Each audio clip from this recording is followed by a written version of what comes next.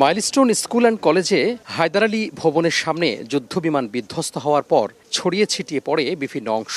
Metal ডিটেক্টরের মাধ্যমে টুকরোগুলো উদ্ধার করছেন বিমান বাহিনীর সদস্যরা।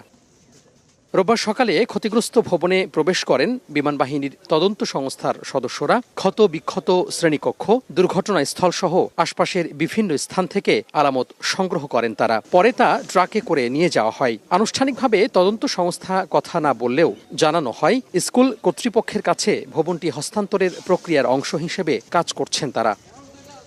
এদিকে ভয়াবহ ঘটনার 6 দিন পার হলেও এখনো মানসিক ধকল কাটেনি শিক্ষার্থী, অভিভাবক সহ সংশ্লিষ্টদের। এদিন বিদ্যালয়ের নির্দিষ্ট কাউন্সেলিং সেন্টারে শিক্ষার্থী ও অভিভাবকদের মানসিক ট্রমা কাটাতে কাউন্সেলিং করানো হয়।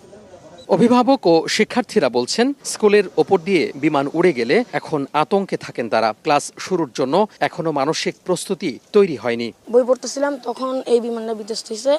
আর তারপর আমি আমার ছোট বোনের ভবনে গেছি। যে বাবা মায়ের সন্তানরা মারা গেছে, তাদের জন্যই আমরা অনেক শোকাহত। একটু শব্দ পাইলেই ভয় লাগে যে কখন যেন আবার কি দুর্ঘটনা ঘটে। ছোট ছোট ভাই বোনরা, ফ্রেন্ডসরা যে মারা গেছে, সবাই অনেক অবস্থা খারাপ। এই নিয়ে আমরা অনেক কষ্টে আছি, মানে আমাদের বলার মতো, বোঝানোর মতো না। 2রা আগস্ট পর্যন্ত স্কুলের কার্যক্রম বন্ধ রাখার ঘোষণার কথা জানিয়েছে স্কুল কর্তৃপক্ষ। বিমান বাহিনীর পক্ষ থেকে ক্ষতিগ্রস্ত ভবনটি হস্তান্তরের পর এর ক্ষয়ক্ষতি নিরূপণে কাজ শুরু করেছে সংশ্লিষ্টরা। স্কুল কর্তৃপক্ষ খুব দ্রুত স্বাভাবিক কার্যক্রম শুরুর কথা জানালেও অভিভাবকদের প্রত্যাশা আরেকটু সময় নেওয়া হোক ক্লাস শুরুর বিষয়ে। মাইলস্টোন স্কুল অ্যান্ড কলেজ থেকে তোহা খান তামিম, সময় সংবাদ, ঢাকা।